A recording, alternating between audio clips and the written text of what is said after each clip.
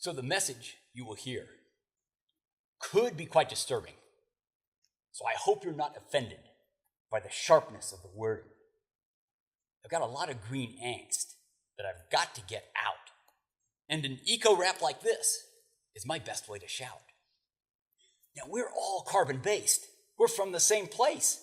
So I want to tell you a bit about the crisis we face. Now, around the solar system, there's an obvious dearth of life-supporting planets, such as this Mother Earth. Light from the dark, land from the sea. There were creepy-crawly things. There were birds. There were bees. There were rivers and mountains and prairies and woods. And on day 7, she pronounced it good. Now, man held nature in the greatest veneration for many tens of thousands of human generations. The stars and the moon, the clouds and the sun, the animals and the plants and the humans were one. Reverence overshadowed animosity. The relationship was one of reciprocity. There was no reading, no writing, no arithmetic, and you went to the shaman if you became sick. Culture evolved slowly. From its inception, you experienced the world directly through your own perception.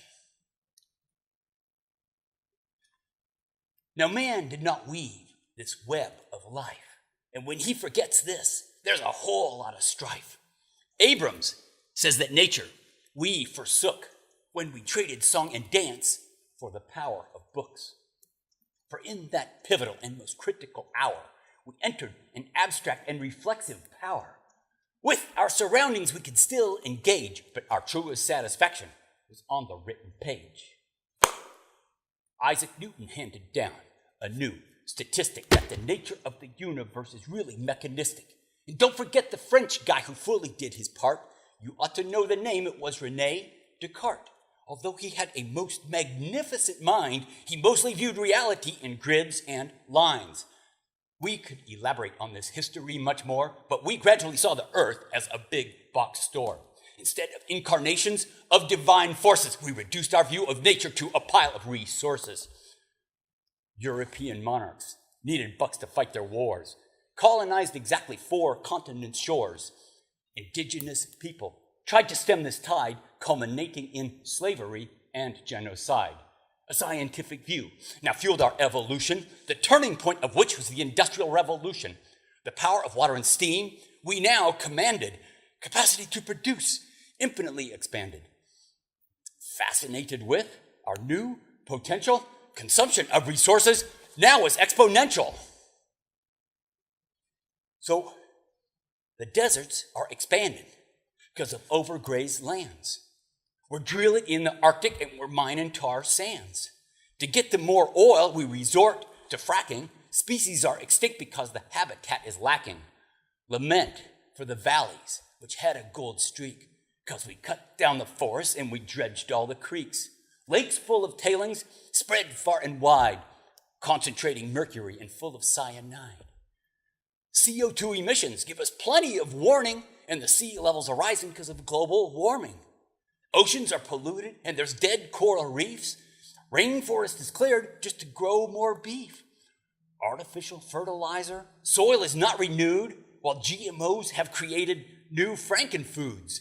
Smokestacks are belching, heavy metals, acid rain, while nuclear waste leaves a legacy of pain. Blowing up mountains to expose seams of coal, everything's for sale, including our own souls. Consumption is pursued with the most heedless haste. There's unprecedented and egregious waste. The resources flow through the industrial mill, eventually to rest at the local landfill. We have plundered, we have pillaged, we have scorched, we have burned. Whatever fate befalls us, we have certainly earned. Percy Faith said, "Mercy, mercy me. There's poison all over the land and the sea." Percy Faith said, "Mercy, mercy me. The things ain't what they used to be." Well, some folks are saying that the end times are near. No, the ecological apocalypse is here. We're estranged from nature now by quantum leaps with digital devices and things that go beep. Well, nature is rarely encountered or seen. Reality is reduced to figures on the screen. While no one person was infinitely wise, computers removed all limits to corporate size. Technology's a tool, but it ain't our savior. Internalizing this, we might change our behavior. Now, what makes us exploit the sea and the land also causes us to exploit our fellow man. The way we oppress our brothers, it would surely seem we're a long ways off from Martin Luther King's dream. There's one thing that will put us in a very different place, that's respecting every person without regard to race. The dominant paradigm says we must have more, thereby justifying a perpetual state of war. Now, I hope that you're impressed with my styling pants, because they're made by the children in the refugee camps. Got orphan kids begging for anything to eat. We got homeless folks freezing on our city streets. There's overpopulation, malnutrition, and AIDS. The quality of life for our species degrades. Stand up for your rights, Mr. Marley said, but the boot heel of oppression wasn't on his head. Rather than pursuing some necessary good, we read about celebrities in Hollywood. So what is the point of rehearsing this distress? This is more than enough to make anyone depressed.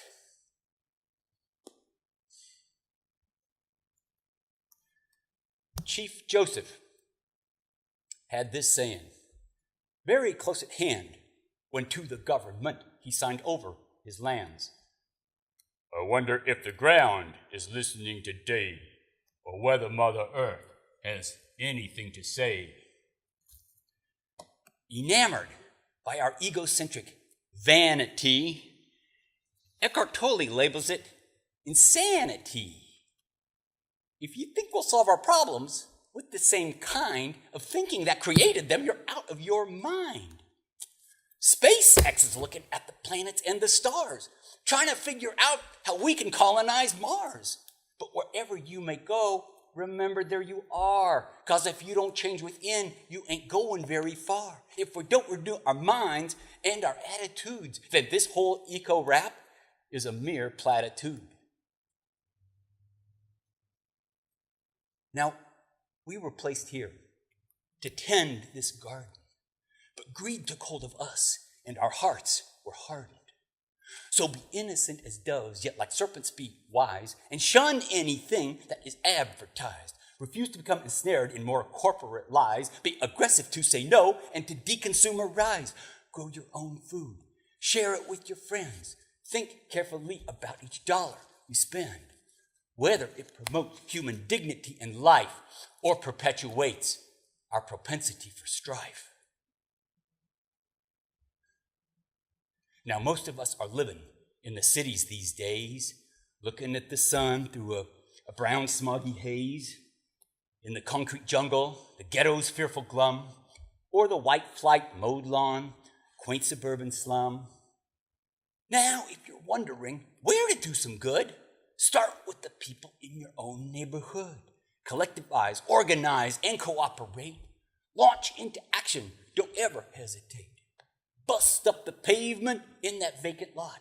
Lay out and build some organic garden plots. Detroit's capitulation caused a great alarm, but now there's a renaissance of healthy urban farms. The scale of the problem causes you to grieve. Strengthen your resolve and roll up your sleeves. The pressures of life make it difficult to cope.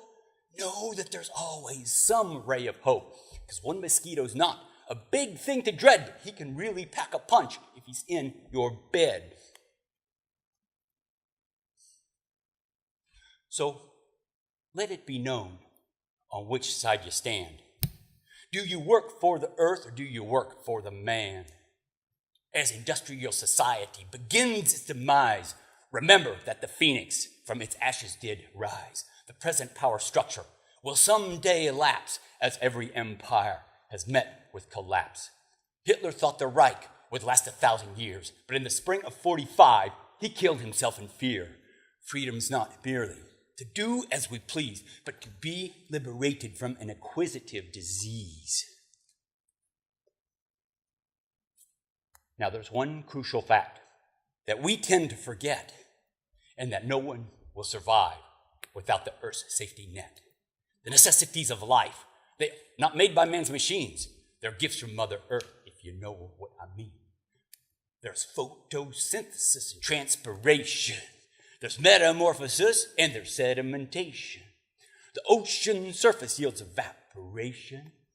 And never underestimate vulcanization. But nature's a lot more than a bunch of random things. It's how they work together that makes it all sing. A hoot owl calls from the tree's tall mast. The gophers go a-running just to save their ass. You don't have to be a scientist or anyone wise. Just go into the woods and open up your eyes. Humans don't monopolize all meaningful speech because language is within all the species' reach. While we are obsessed with how we will survive, know that rocks and mountains and plants are alive. There's energies, vibrations that exist beyond our stare if we'll only open up and seek to be aware. So, find a course of action that really stirs your passion. Pursue that course in your own unique fashion. And trying to figure out what that course ought to be, determine if it enslaves or if it frees. Renounce all forms of violence and war. Let social justice flow like the waters once more. Obey all the laws of this magnificent land unless they conflict with what your ethics demand. Humble yourself. Don't be aloof, for inside your soul is a kernel of truth. So if you go and plant that seed of truth in the ground, someday a mighty, awesome tree will be found. Now you can hear it. You can hear it. You can hear it from Gandhi, or you can hear it from me. Seek to be the change that you wish to see.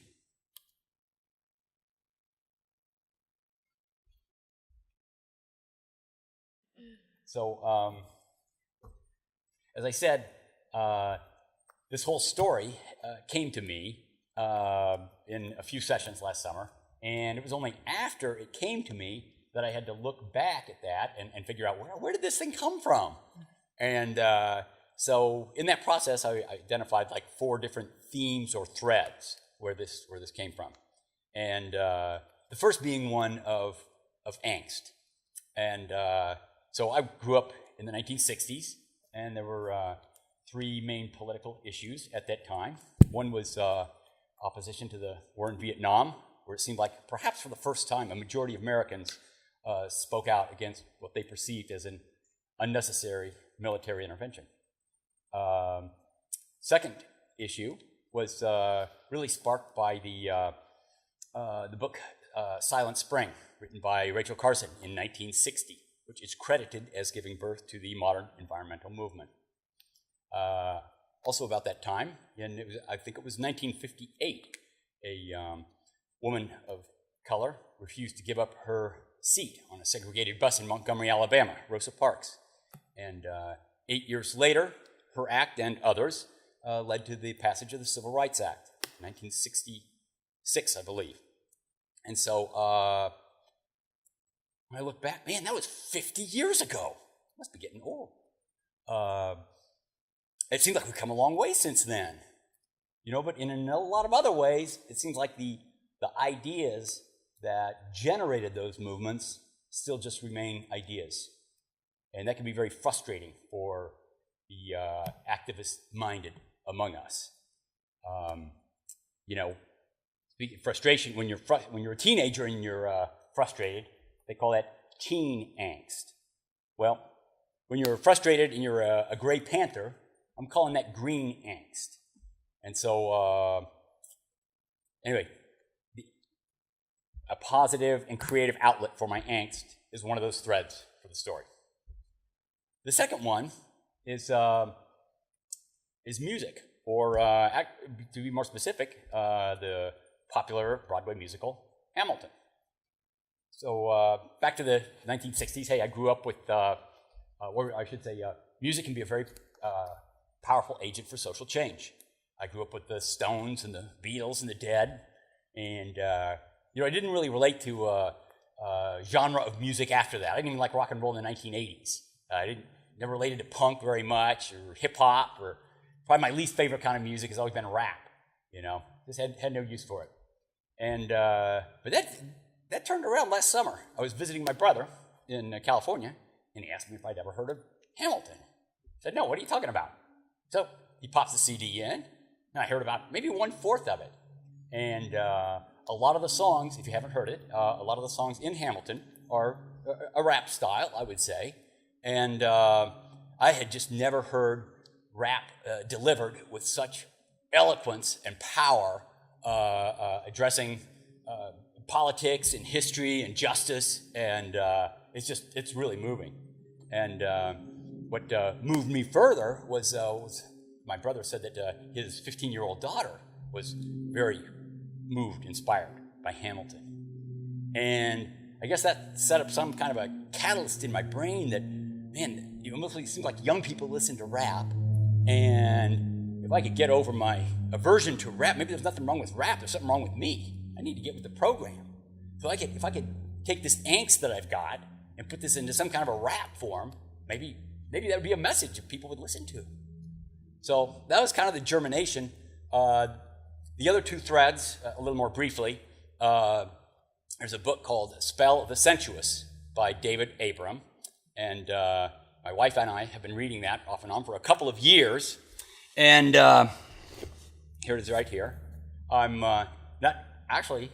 the subtitle of the book is Language Perception in a More Than Human World.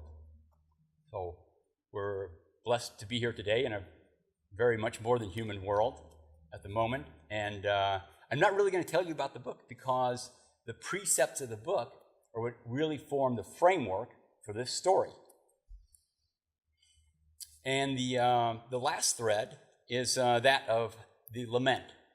And I borrow the word lamentation from the Book of Lamentations in the Old Testament, the Bible, when the people of Israel were separated from their homeland. They were in exile in Babylon, and they were lamenting their being away, or you could say lamenting being away from their more than human landscape. And so the lament is obviously not the most popular form, literary or artistic form these days, but it does recur to us from time to time, and I think of blues and soul music of the Motown era, and I think in particular of one song that's always stuck with me, and that's one called Mercy, Mercy Me by Percy Faith.